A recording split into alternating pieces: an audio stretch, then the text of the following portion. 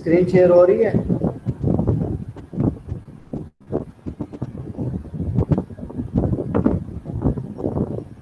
Yes sir. Okay good. आज का जो हमारा टॉपिक है वो है वाटर पोल्यूशन और वेस्ट, सॉलिड वेस्ट पोल्यूशन, और ये लास्ट टॉपिक है हमारा वाईवे से पहले। तो ये आप कह सकते हैं कि सेमेस्टर का लास्ट टॉपिक है, और ये दोनों टॉपिक्स जो है ना आपके वाईवे में इंक्लूड हैं, जो कि सेक्शन ए का वाइवा होगा थर्सडे को और सेक्शन बी का वाइवा 4 अगस्त को होगा।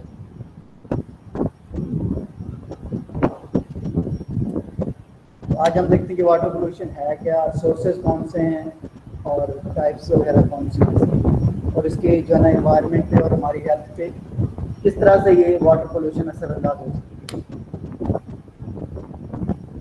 What is water pollution? Water pollution में is the contamination of water bodies जिसमें हमारे पास लेक्स, रिवर्स, ओशन वगैरह है, या ground water, even fresh water जो अवेलेबल है, उसमें अगर किसी चीज़ की कंटेमिनेशन हो जाए, मिलावट हो जाए, तो उसे हम क्या कहेंगे? Water pollution. और मोस्टली ये होता किस वजह से? ह्यूमन एक्टिविटीज़ की वजह से। इंसान की जो भी सरगर्मियाँ हैं, जो वो काम कर रहा होता है, उसकी वजह से कंटेमिनेशन जो वाटर में होती है उसे हम क्या कहते हैं? Water pollution. It occurs when pollutants, जिसमें हमारे पास पार्टिकल्स हैं, केमिकल्स या ऐसे सब्सटेंसेस हैं जो कि वाटर को कंटेमिनेट कर सकते हैं, उनकी वजह से ये सारे पोल्यूटेंट्स जब डिस्चार्ज होते हैं डायरेक्टली या इनडायरेक्टली इन वाटर बॉडीज़ के अंदर, तो अनट्रीटेड जब ये डिस्चार्ज होते हैं तब जो है ना ये जाके वाटर को कंटेमिनेट करते हैं, और इसे हम क्या कहते हैं? Water pollution. सोर्सेज कौन से हैं? जिस तरह पहले मैंने आपको बताया था कि उसके सोर्सेज हैं पोल्यूशन के, पॉइंट सोर्स और नॉन पॉइंट सोर्स। इस तरह वाटर पोल्यूशन के भी दो सोर्सेज हैं, point source and non point source. Point source ऐसा सोर्स जो कि डायरेक्टली हम जिसको आइडेंटिफाई करेंगे, ठीक है, ये वाटर में जो पोल्यूटेंट आ रहा है हमारे पास, इसमें ये पोल्यूटेंट है, ये वाटर अगर इंडस्ट्रियल वेस्ट है तो हम उसे ईजिली आइडेंटिफाई कर सकें कि ये हमारे पास इंडस्ट्रियल वेस्ट आ रहा है, या ये हमारे पास जो है ना एग्रीकल्चर वेस्ट है, या सीवेज का वेस्ट है, तो हम उसे ईजिली अगर आइडेंटिफाई कर सकते हैं तो वो हमारे पास क्या होगा? Point source. और नॉन पॉइंट सोर्स जो कि आइडेंटिफाइबल ना हो, जिसे हम डिस्टिंग्विश ना कर सकें, उसे हम क्या कहेंगे? Non point source. टाइप्स कौन कौन सी है वाटर पोल्यूशन की? डिफरेंट टाइप्स हैं जो कि हम अभी स्टडी करते हैं। सबसे पहले है न्यूट्रिएंट्स पोल्यूशन। कुछ जो वेस्ट वाटर फर्टिलाइज़र का या सीवेज का होता है, या waste water industrial waste water है, या एग्रीकल्चरल है, या एनिमल मैन्योर है, इस तरह का जो वेस्ट वाटर है, इसमें जो है न्यूट्रिएंट्स की हाई लेवल होता है, मतलब न्यूट्रिएंट्स काफ़ी ज़्यादा मिकदार में मौजूद होते हैं। और जब ये वाटर बॉडीज़ के अंदर जो है ना एंटर होते हैं, तो ये एल्गी वगैरह या वीड वगैरह जो है उसको ग्रो करवाते हैं, जिसकी वजह से हमारे पास जो पानी होता है वो पीने के काबिल नहीं रहता। और इसके अलावा जो उसके अंदर जो ऑक्सीजन की जो क्वांटिटी है, बायोलॉजिकल ऑक्सीजन डिमांड हम जिसे कहते हैं BOD और COD, तो वो कम हो जाती है, जिसकी वजह से जो वाटर ऑर्गेनिजम्स हैं उनका जो है ना सस्टेन करना और उनकी जो ग्रोथ है वो रुक जाती है, और वो लाइफ उनकी अफेक्ट होती है इसकी वजह से। ये आप देख सकते हैं कि ये अब न्यूट्रिएंट्स पॉल्यूशन जो है, वाटर पॉल्यूशन, वो इस तरह से हो सकते हैं कि एल्गी या फिर वगैरह जो आपके जो है ना किसी अगर आप स्टैंडिंग वाटर में देखें तो इस तरह से वो आपको नजर आएगी, ग्रीनरी टाइप। नेक्स्ट है हमारे पास surface water pollution. Surface water pollution जो है ये अर्थ सरफेस पे जितना भी हमारे पास नेचुरल वाटर अवेलेबल है वो सारा इसके अंदर काउंट होता है, जिसमें हमारे पास रिवर्स, लेक्स हैं, ओशन वगैरह हैं। इसके जो सरफेस है, सरफेस वाटर है, जो वाटर की ऊपर वाली सरफेस है, या फिर हम इसे कह सकते हैं कि अर्थ की ऊपर वाली सरफेस पे जितना हमारे पास वाटर है उसे क्या कहेंगे हम? Surface water. और इसके अंदर जब हेजिडेरियस सब्सटेंसेस मिक्स होते हैं, जब वो पानी के सरफेस के साथ जो है ना कांटेक्ट करते हैं, तो वो कुछ ऐसे मटेरियल्स होते हैं जो फिजिकली भी और केमिकली भी वो और बायोलॉजिकली भी डिसॉल्व नहीं हो पाते, जिसकी वजह से वो जो है ना पोल्यूट करते हैं वाटर को, और इसे हम कहते हैं सरफेस वाटर पॉल्यूशन।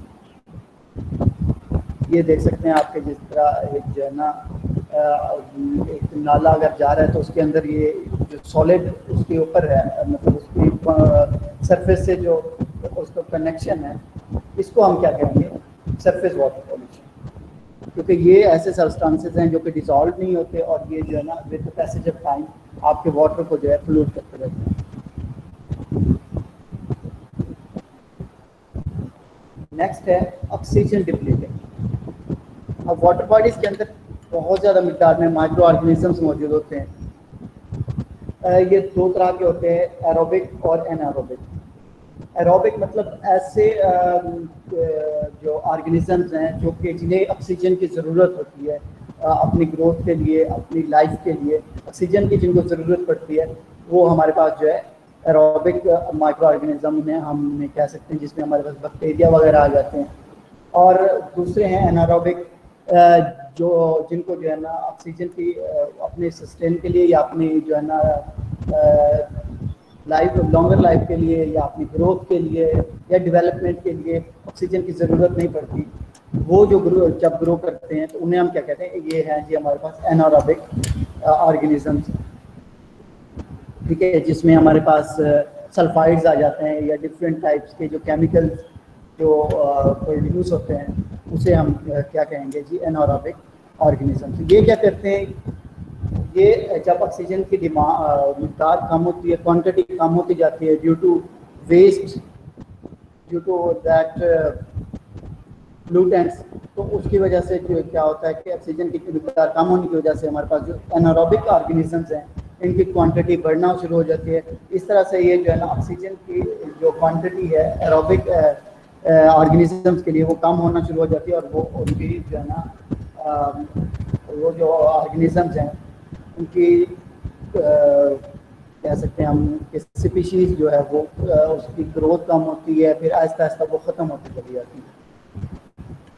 इस तरह एनारोबिक की एग्जांपल जो कि प्रोड्यूस होते हैं एनारोबिक ऑर्गेनिजम्स, इसमें अमोनिया है या सल्फाइड्स हैं, ये टॉक्सिक केमिकल्स हैं जो कि आपके ऑक्सीजन को कंज्यूम करते हैं, जबकि इन्हें अपनी सर्वाइवल के लिए ऑक्सीजन नहीं चाहिए होती। ये सिर्फ ऑक्सीजन को कंज्यूम करते हैं, जिसकी वजह से हम इसे कहते हैं कि oxygen depleting pollution, water pollution. ये देखिए, जब आपके पास जो है ना ऑक्सीजन की मिक़दार कम होगी तो ये आपके जो फिशेस हैं या इस तरह के जो दूसरे ऑर्गेनिजम्स हैं जो पानी के अंदर रहते हैं, उनके जो है ना लाइफ को थ्रेट होना शुरू हो जाएगा। नेक्स्ट है ground water pollution. When humans apply pesticides and chemicals to soil, they are washed deep into the ground by rainwater.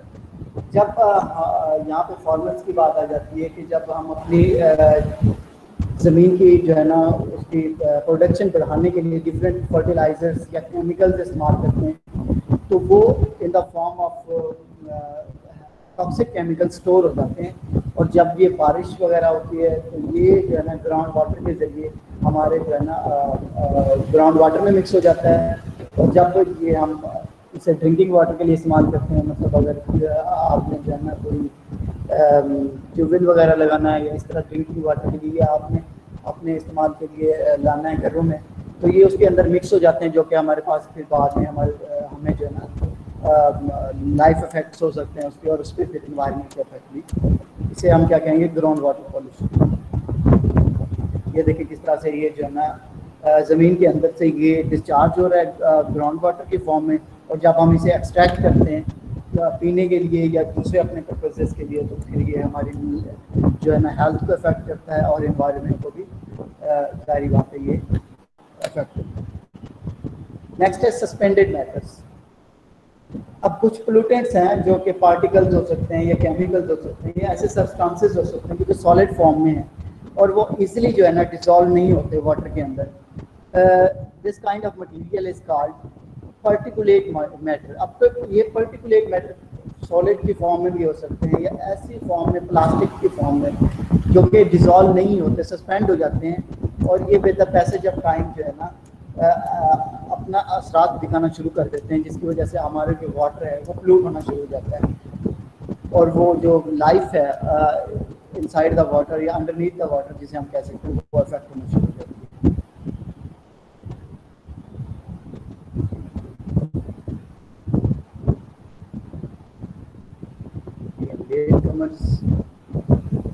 चलें, लास्ट लेक्चर है तो आज मैं आपको अलाउ कर रहा हूँ सबको। तकरीबन 20 मिनट हो गए लेक्चर को स्टार्ट हुए।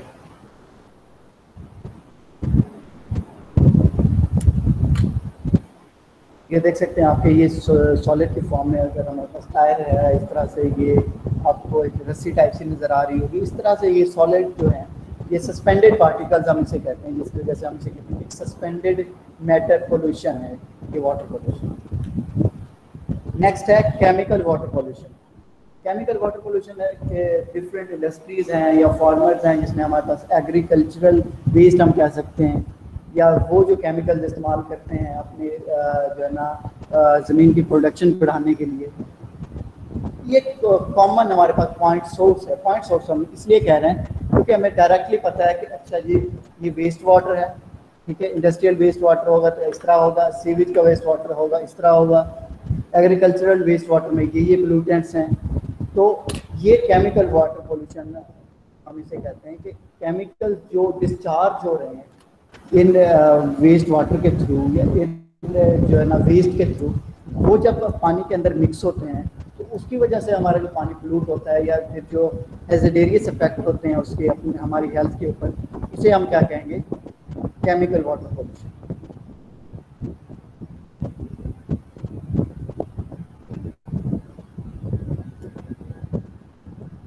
Next oil spillage.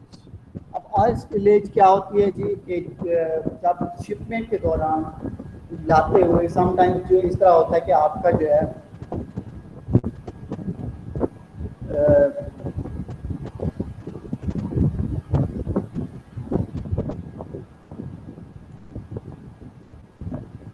हाँ जी आवाज़ आ रही है आप सबको?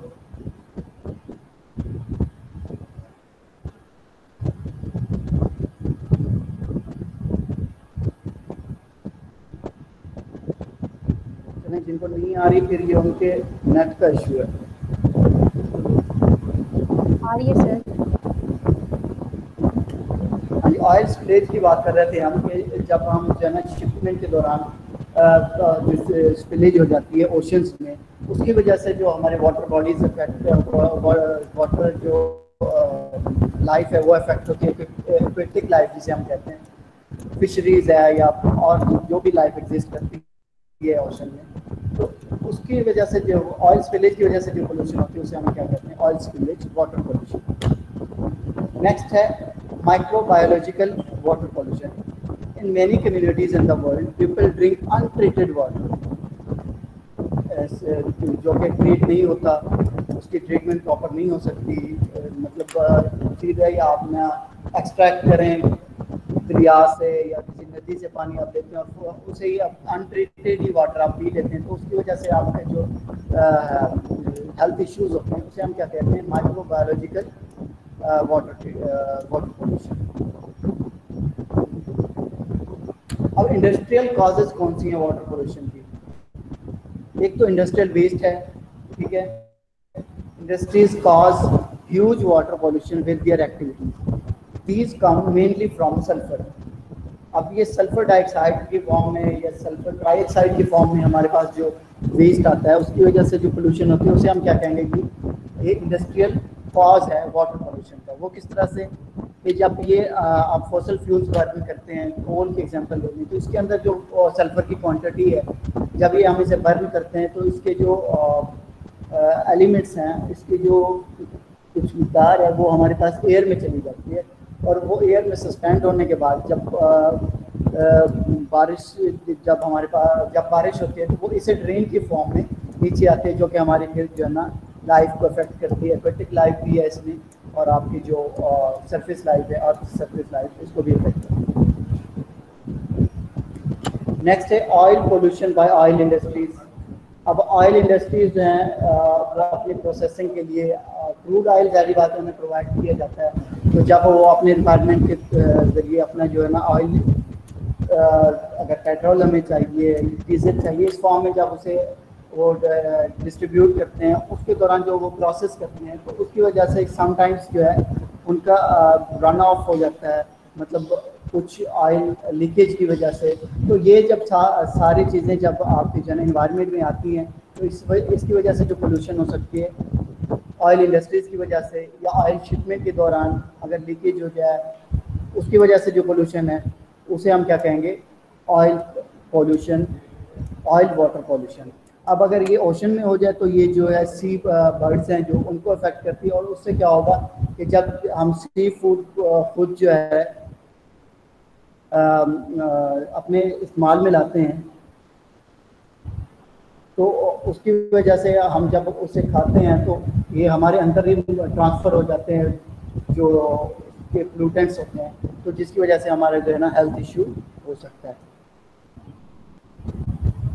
ये ऑयल स्पिलेज है या ऑयल वाटर पोल्यूशन हमसे ये एक लेयर सी बन जाती है जो कि आपके ऑक्सीजन जो है वो आपके जो वाटर के स्पीशीज़ हैं उन तक नहीं जाने देती, जिसकी वजह से उनकी लाइफ जो है ना उनकी लाइफ को मतलब कह सकते हैं आपकी उनकी ग्रोथ रुक जाती है, और वो अल्टीमेटली उनकी जो है ना स्पीशीज जो है वो एंड हो जाती है।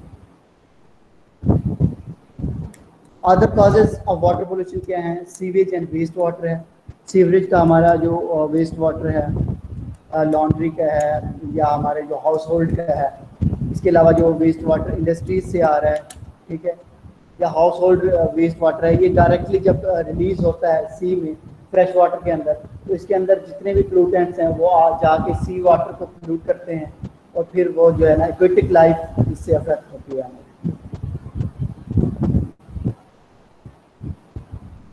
ये आप देख सकते हैं कि किस तरह से हम जो है ना अपना ये जो सीवरेज का है या फिर इंडस्ट्रियल वेस्ट वाटर है इसको ड्रेन कर रहे हैं इन फ्रेश वाटर।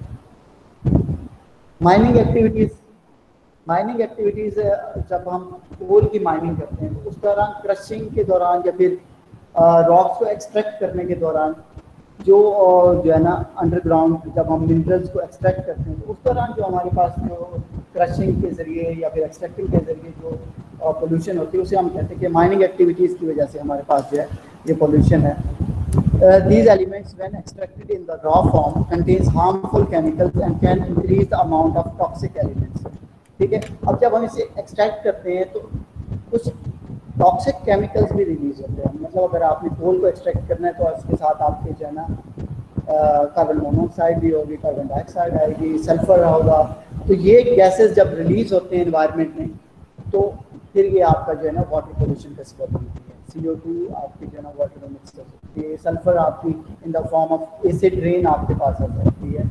तो माइनिंग एक्टिविटीज़ की वजह से भी वाटर पोल्यूशन हो सकता है।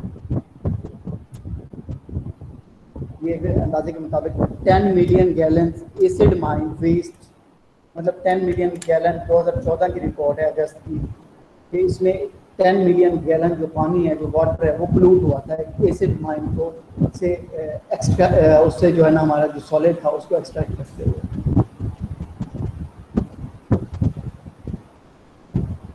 नेक्स्ट है ocean and marine dumping.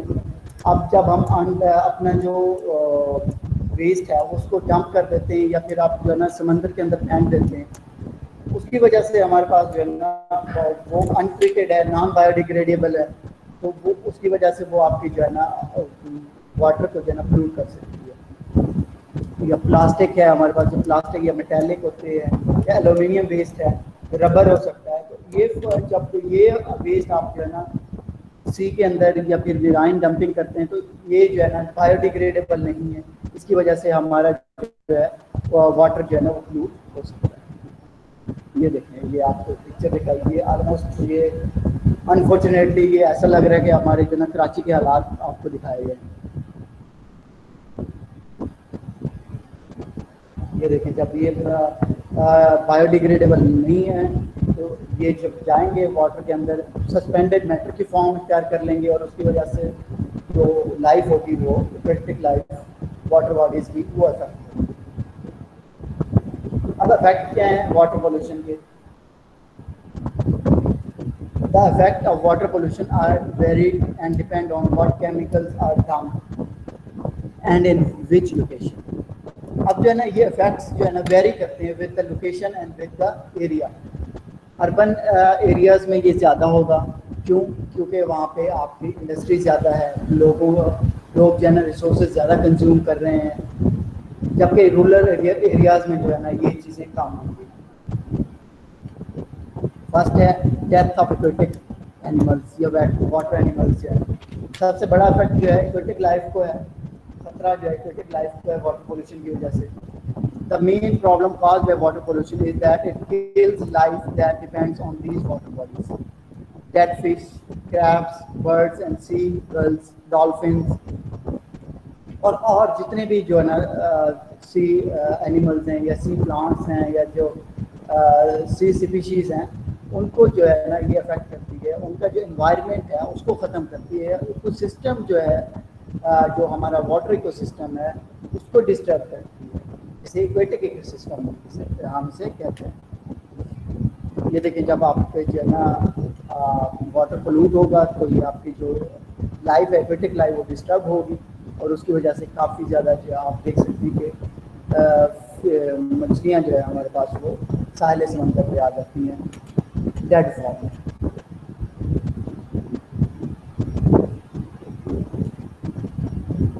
Next है डिस्ट्रप्शन ऑफ फूड चेन्स। अब फूड चेन को भी ये डिस्टर्ब करेगा। वो किस तरह से कि जो आपने सुना होगा कि अक्सर हम बोल देते हैं कि छोटी मछली बड़ी मछली छोटी मछली को खा जाती है, ठीक है। वो यहाँ से एग्जांपल ली गई थी कि जो लिटिल फिश हैं, जो छोटी छोटी जो टाइनी फिशेज हैं, वो एक टाइनी जो माइक्रो ऑर्गेनिजम्स हैं उनको खाती है जो कि पोल्यूटेड है, ठीक है। अब वो जो छोटी मछली जब बड़ी मछली छोटी मछली को खाएगी तो वो उसके अंदर ट्रांसफ़र हो जाएंगे एंड फिर हम जो है ना बाद में जब हम यूज़ करते हैं फ़िश को एज अ फूड या सी फूड जब हम खाते हैं या एनिमल्स जो यूज़ करते हैं इसे, तो उनके अंदर ये ट्रांसफ़र हो जाएगी। तो ये इस तरह से ये फूड चेन जो है इसको ये डिस्टर्ब करती है वाटर पोल्यूशन। डिजीज़ेस, ये तो अंडरस्टूड है कि अगर वाटर पोल्यूशन है तो डिजीज़ेस होंगी आपको। Eventually, humans are affected by this process as well. People can get disease such as hepatitis by eating seafood that has been poisoned. Seafood खाने की वजह से आपको क्या हो सकता है? हेपेटाइटिस हो सकता है।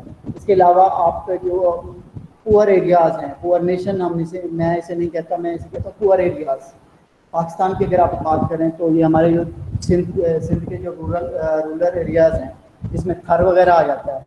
इसमें आप देखिए कि ड्रिंकिंग वाटर अवेलेबल ही नहीं है। एक ही जगह से जानवर पानी पी रहे हैं, एक ही जगह से इंसान पानी पी रहे हैं, पोल्यूटेड वाटर है।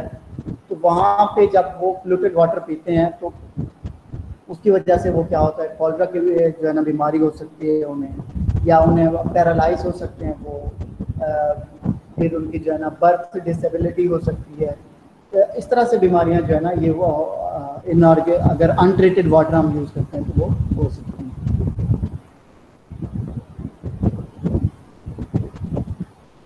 नेक्स्ट है डिस्ट्रक्शन ऑफ इकोसिस्टम। इकोसिस्टम को जो है ना ये डिस्ट्रॉय कर देता है और water pollution can be severely changed or destroyed by water pollution. Many areas are now being affected by careless human pollution and this pollution is coming back to hurt human in many ways. अब ये जो है ना आप जो अगर एहतियात नहीं करते, आप अपना जो वेस्ट है वो जो है ना पानी के अंदर भेज रहे हैं, तो हमारे पास क्या होगा, इकोसिस्टम की जो लाइफ है, इकोसिस्टम का जो बैलेंस है वो डिस्टर्ब होना शुरू हो जाता है।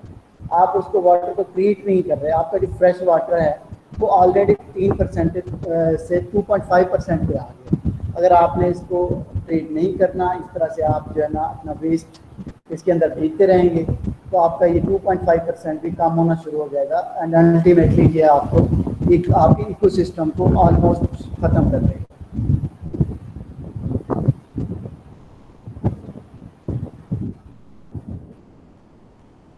Next है prevention of water pollution. Dealing with water pollution is something that everyone needs to get involved.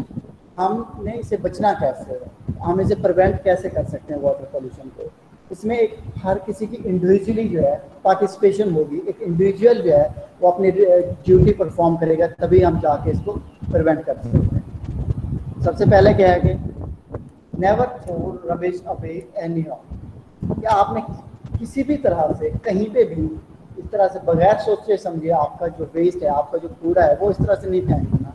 उसे एक प्रॉपर जो है ना जगह पर फेंकें और उसको दोबारा से वहाँ से कलेक्ट करके एक प्रॉपर हमारा जो सिस्टम है वहाँ पे ला के डंप करना है आपने, या बर्न करना है, जो भी करना है वहाँ पे जाके करें। तो ये आपको स्टॉप करना होगा सबसे पहले। नेक्स्ट क्या है, हमने वाटर को वाइजली यूज़ करना है।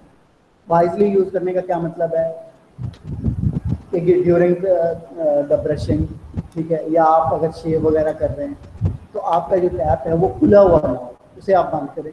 इस तरह से आप वाटर, फ्रेश वाटर जो है वो बचाएं। फ्रेश वाटर बचेगा तो आपको जो वाटर की जो शॉर्टेज है वो कम होगी, ठीक है। बाथिंग के लिए, वॉशिंग के लिए आप मिनिमम जो रिक्वायर्ड है वाटर वो यूज़ करें, ना कि एक्स्ट्रा वाटर आप जो है ना इस्तेमाल करते हैं। इस तरह से हम शॉर्टेज से बच जाएंगे और आपको जो वेस्ट वाटर को ट्रीट करना है जो उसे हम रिड्यूस कर लेंगे कि उसकी ट्रीटमेंट हमें ज़्यादा नहीं करनी पड़ेगी। नेक्स्ट क्या है, don't throw chemicals, oils, paints and medicine down the sink. आपके जो केमिकल्स हैं, ऑयल्स हैं, पेंट्स हैं, इसको जो है ना पानी के अंदर मतलब बहा ना दे, जिस तरह हम नॉर्मली करते हैं कि सिंक के अंदर जी ये आपने पेंट्स वगैरह हैं या आपका जो ऑयल है, नॉर्मली आप जो है बर्तन वगैरह धोते हैं तो आपके जो बर्तन के अंदर जो ऑयल लगा होता है, जो चिकनाई लगी होती है, वो आप साथ ही जो है ना ये इसको जो है पानी के अंदर भेज रहे हैं। आप जाहिर बात है ज़्यादा हम इसको कंट्रोल भी नहीं कर सकते, लेकिन इसकी वजह से वाटर जो है ना पोल्यूट हो रहा है हमारा, इससे हमारा एनवायरनमेंट क्या है अफेक्ट हो रहा है। इससे ये किस तरह से है, ये आपके जो लोकल एडमिनिस्ट्रेटिव हैं एनवायरनमेंट के, लोकल ऑफिसेज हैं जो एनवायरनमेंट के, वो आपको गाइड कर सकते हैं किस तरह से आपने इन इश्यूज़ के साथ डील करना है। नेक्स्ट क्या है, buy more environmentally safe cleaning liquids for use at home. ऐसे लिक्विड इस्तेमाल करें क्योंकि इन्वायरमेंट क्लीनली हो, इन्वायरमेंटल बेनिफिट हो, ऐसे ना हो कि जो इन्वायरमेंट को पोल्यूट करे।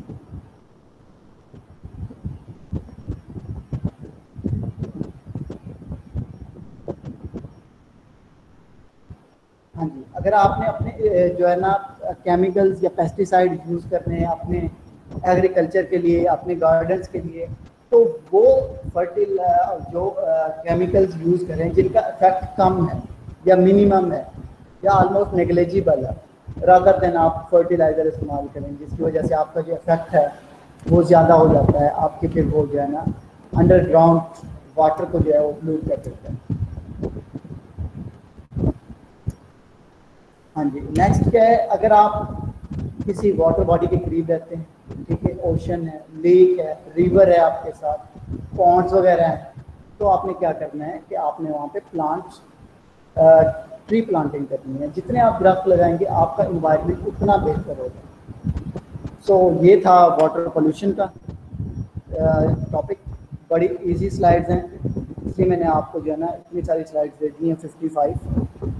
इसमें से आधी से ज़्यादा तो पिक्चर्स हैं। आराम से आप इसको तैयार करें और ये आपके जो है ना फाइनल वाइवा जो है उसके अंदर इंक्लूड है।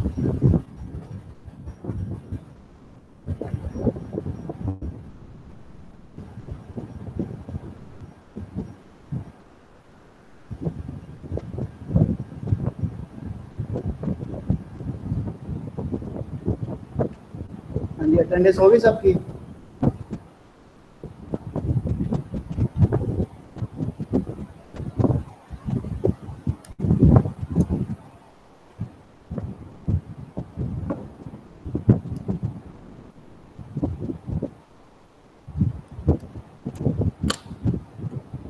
जिसकी अटेंडेंस रहती है वो अपनी अटेंडेंस मार्क करे और बाद में जो है ना आप डिस्कस कर लेते हैं कि वाइवा किस तरह से होगा। एक और पीपीटी है जो अभी हम देखेंगे।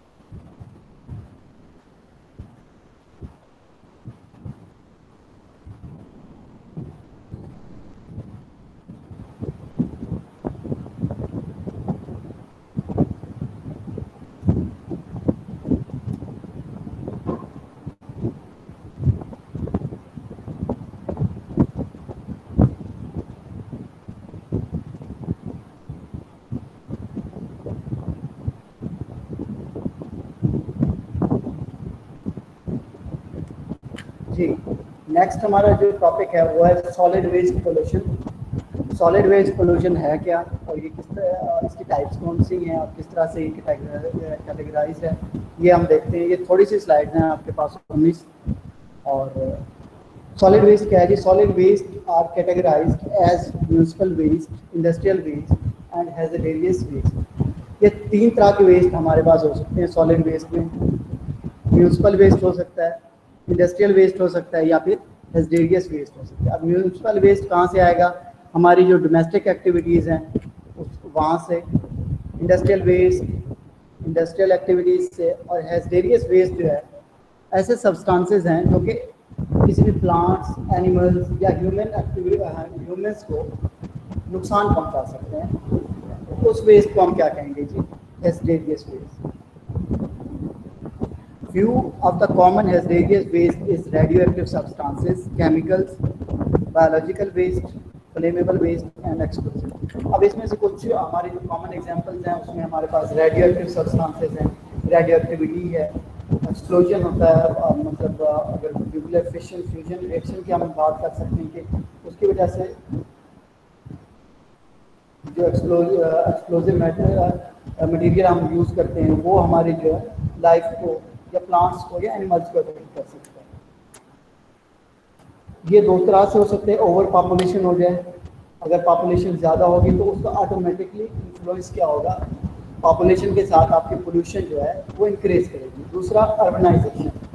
ज़्यादा अर्बनाइजेशन होगी, ठीक है, आपको ज़्यादा इंडस्ट्री लगानी पड़ेगी, आपको ज़्यादा जो है ना अपना जो है ना एनवायरनमेंट ऐसा क्रिएट करना पड़ेगा कि लोगों के पास अपॉर्चुनिटीज़ हों जो अपनी जो है ना लाइफ को अकोमोडेट कर सके।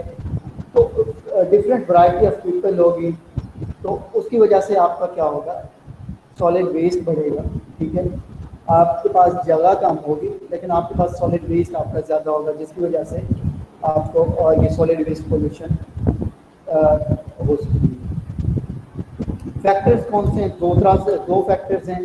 नंबर 1 एफ्लुएंस है।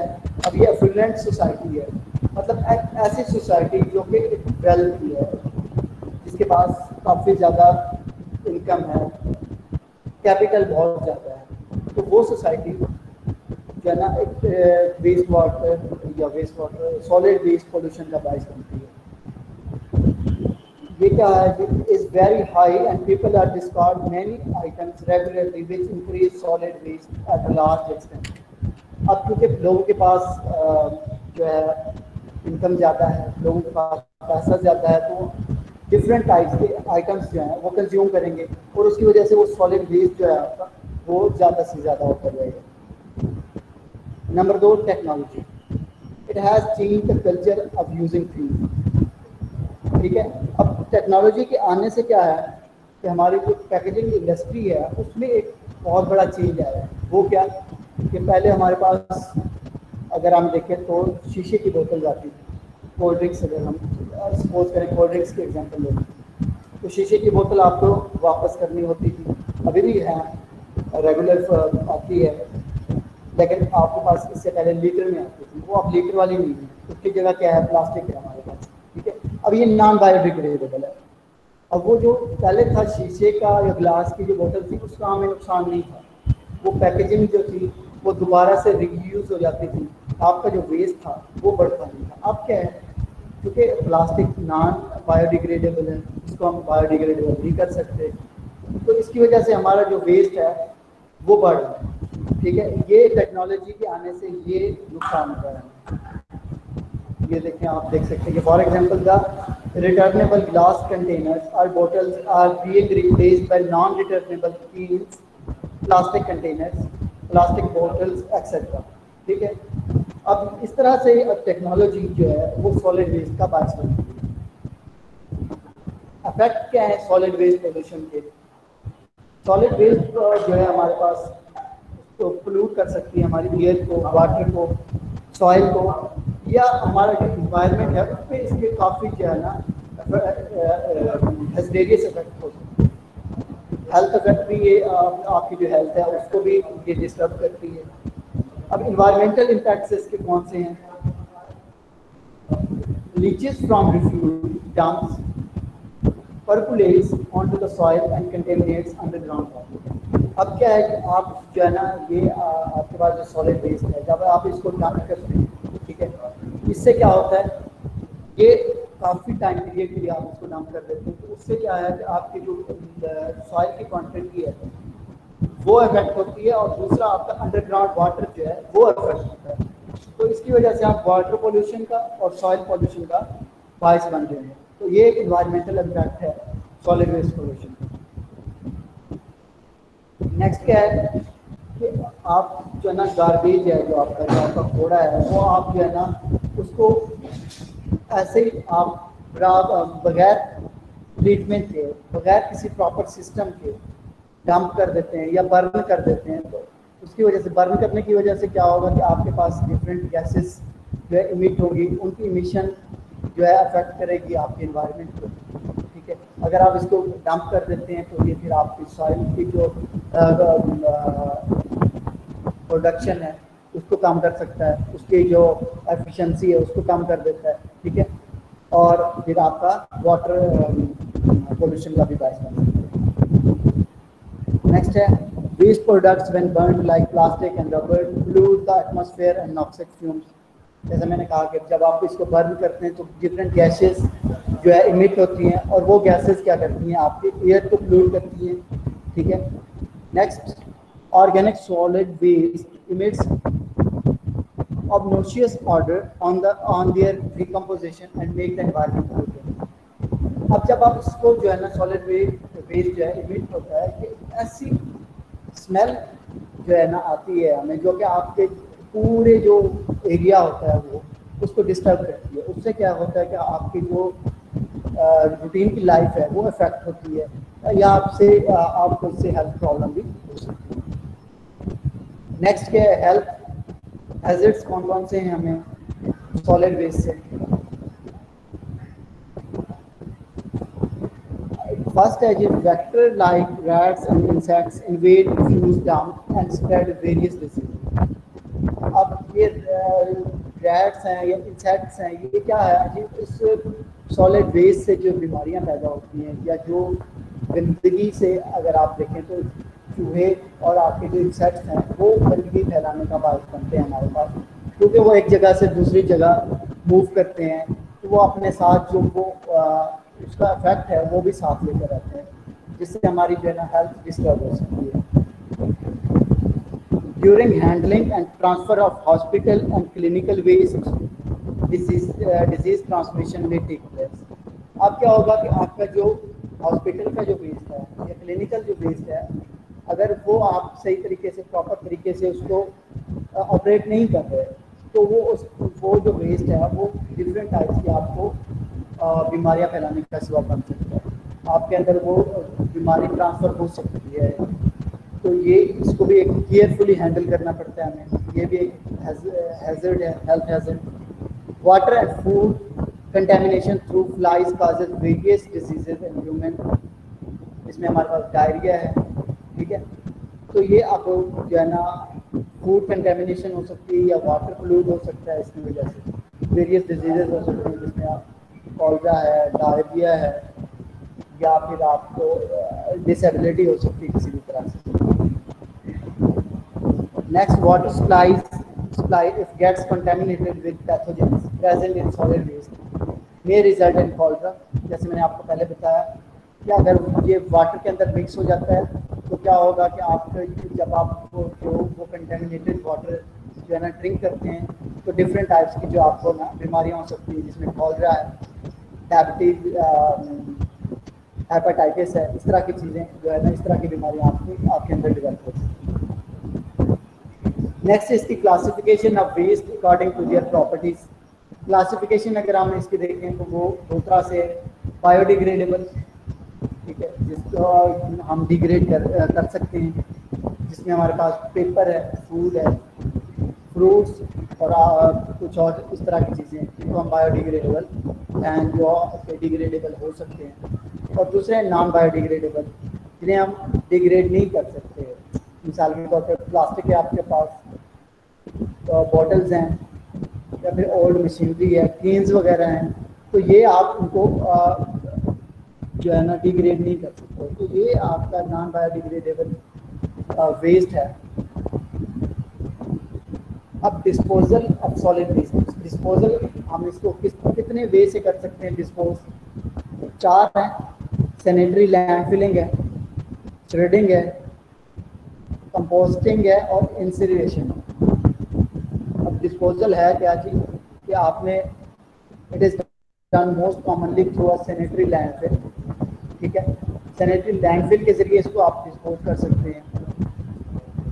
इससे क्या होगा कि आप जो है ना एक मेम्ब्रेन की लेयर बना देते हैं। ये सिंपल, आप एक ऐसी लेयर अपने जो है ना जहाँ पे आपने अपने वेस्ट को स्टोर करना है वहाँ पे एक ऐसी लेयर बना देते हैं जो कि मेम्ब्रेन हो सकती है उसके अंदर।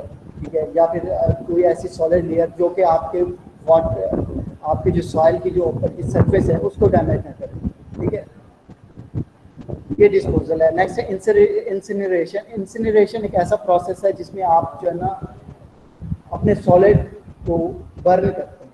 अब उस बर्न करने की वजह से आपका जो फर्नेस है वो एक सूटेबल टेम्परेचर पे डिज़ाइन की जाती है और ऑपरेटिंग कंडीशंस पे कि इतने टेम्परेचर पे ये सॉलिड या ये सॉलिड वेस्ट इसको हम इतने टेम्परेचर पे क्या कर सकते हैं, बर्न कर सकते हैं।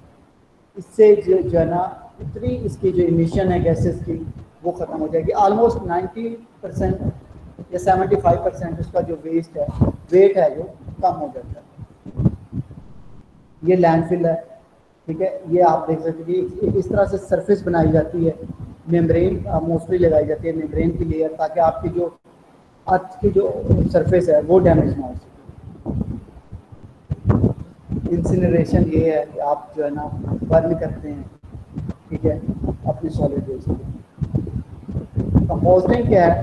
कंपोस्टिंग है कि आपने डिफरेंट सॉलिड वेस्ट को इकट्ठा किया। ठीक है, इकट्ठा करने के बाद उसकी मिक्सिंग की। मिक्सिंग करने के बाद आपने उसके जो है ना डिफरेंट ढेरियाँ लगा दी। आपने ढेरियाँ, हम उसे कह सकते हैं कि आप उसको आराम से, मतलब विद द टाइम पीरियड, अपने एक ईजीनेस के लिए आपने उसको क्लासीफाई कर दिया। ठीक है, उसका साइज रिड्यूस कर दिया। तो ये सारा कंपोजिटिंग में है।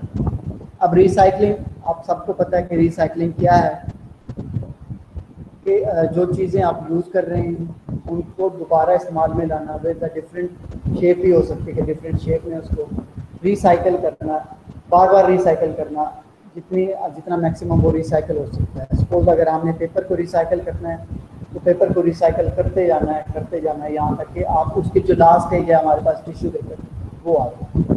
ठीक है, ये कंपोस्टिंग का आपको दिखाया गया है कि सबसे पहले आपने जो है ना सॉलिड को इकट्ठा करना है। ठीक है, एक लैंडफिल जहाँ पे या एक ऐसी जगह जहाँ पे आपने उसको जाके स्टोर करवाना है। ठीक है, उसके बाद उसकी मिक्सिंग करें। मिक्सिंग करने के बाद उसमें एल्गी या फिर फंजाई टाइप या ऐसे मटेरियल जो कि उसको डिकम्पोज कर सकें, वो एक्टिवली उसके अंदर इंट्रोड्यूस करवाएं। श्रेडिंग का मतलब मैंने आपको पहले बताया नहीं, श्रेडिंग होता है कि आप उसका साइज रिड्यूस कर दें। मतलब आपका जो सॉलिड वेस्ट है आपने उसका साइज क्या कर देना है, रिड्यूस कर देना है।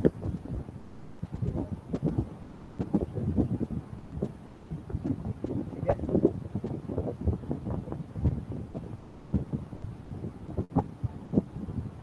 सोर्स रिडक्शन क्या है कि आपको जहाँ जो आपका सोर्स है उसको रिड्यूस करें। मतलब वहाँ से आप इतना अपना मटेरियल इस्तेमाल करने के वेस्ट है आपका, वो आपके पास कम से कम हो।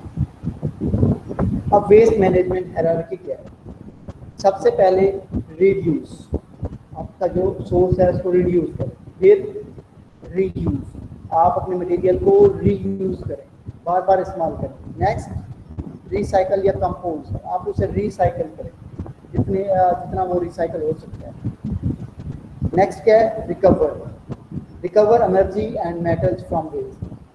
अब जो वेस्ट बच गया है जिसको आप रिसाइकल नहीं कर सकते, उससे आप ऐसे फॉर्म में लाएं कि वो आपको एनर्जी प्रोवाइड कर सके। और लास्ट जो लीस्ट डिज़ायरेबल ऑप्शन है कि डिस्पोजल करते हैं, मतलब उसको डंप करते हैं, ये आप हमारे किसी काम का। मैनेजिंग वेस्ट को किस तरह से मैनेज कर सकते हैं? रिसाइकलिंग है। रिसाइकलिंग के बेनिफिट्स क्या हैं? ये इन्वायरमेंटल डिग्रेडेशन हो सकती है इससे। हम जो है ना अपना जो पैसा है वो बचा सकते हैं, ठीक है, या और पैसा ज़्यादा इस्तेमाल कर सकते हैं, वो सेविंग मनी है हमारे पास, जो है एनर्जी सेव कर सकते हैं इससे, ठीक है। वो किस तरह से होगी कि आपको दोबारा से उस प्रोसेस को उस चीज़ को जो है मैन्युफैक्चर नहीं करना पड़ेगा, ठीक है।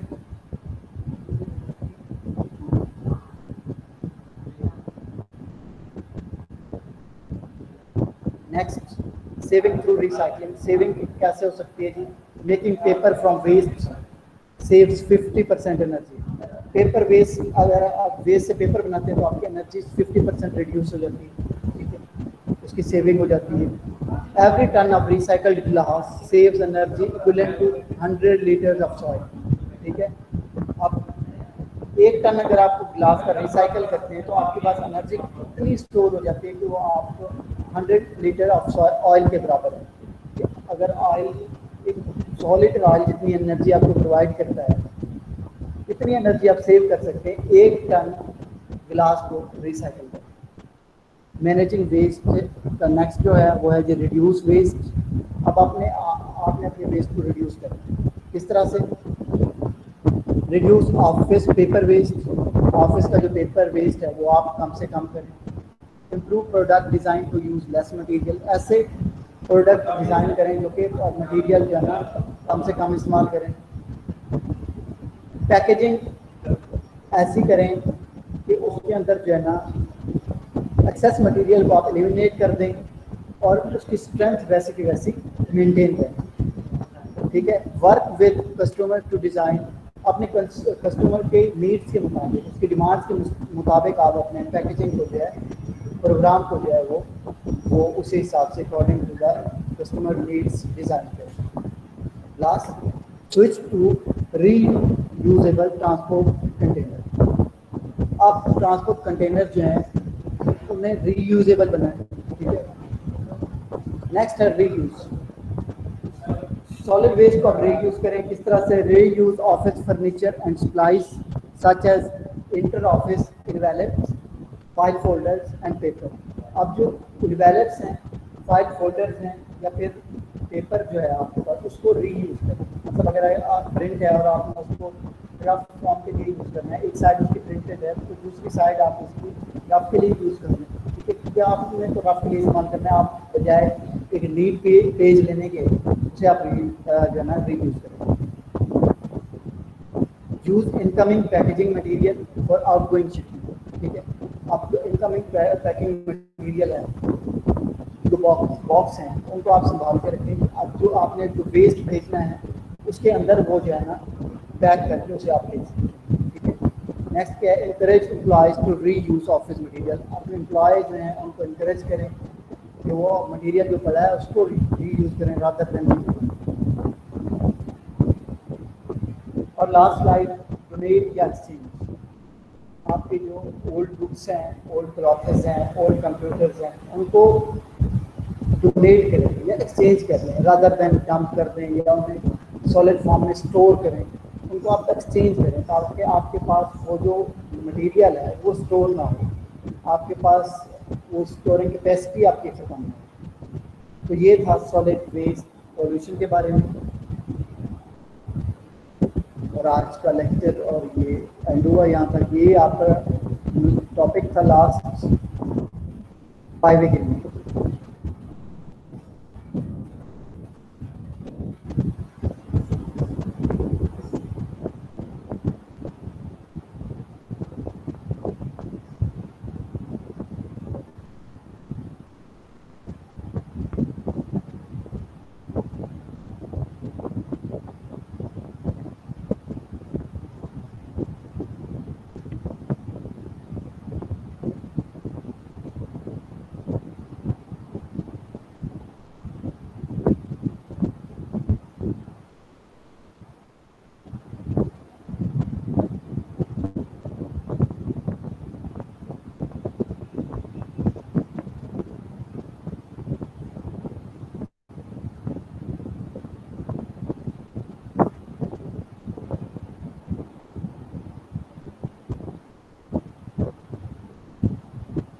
जी, अब आपका वाइवा इससे रिलेटेड कोई क्वेश्चन है या इससे रिलेटेड कोई क्वेश्चन है तो पूछें।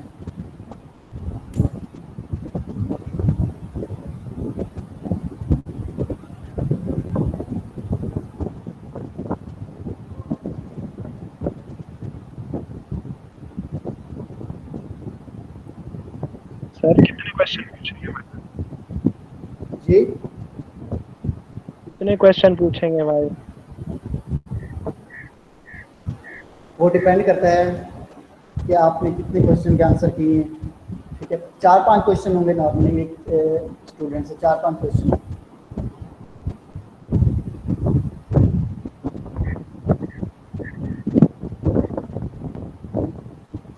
वाइवा जो है वो वीडियो ही होगा, मतलब गूगल मीट पे इंडिविजुअली हर किसी ने आना है, वीडियो उसने ऑन करनी है।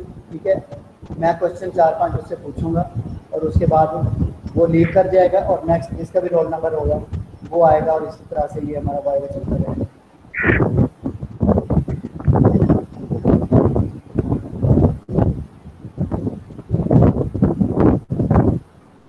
ये वीडियो में क्या मसला है आप लोगों को बोल के बताएं, जिसको इशू है टाइप करके ना बताएं।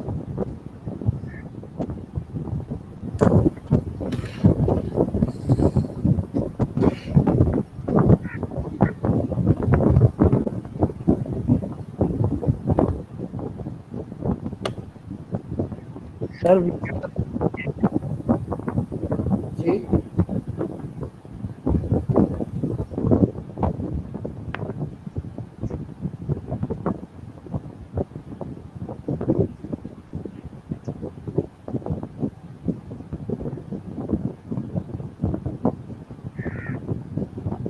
सेक्शन ए का वाइवा थर्सडे को है, परसों सुबह 9 बजे।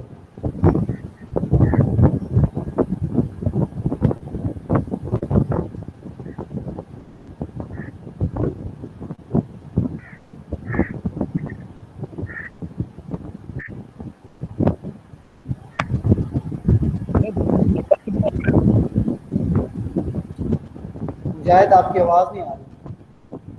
सर नंबर कितने हैं? Number viva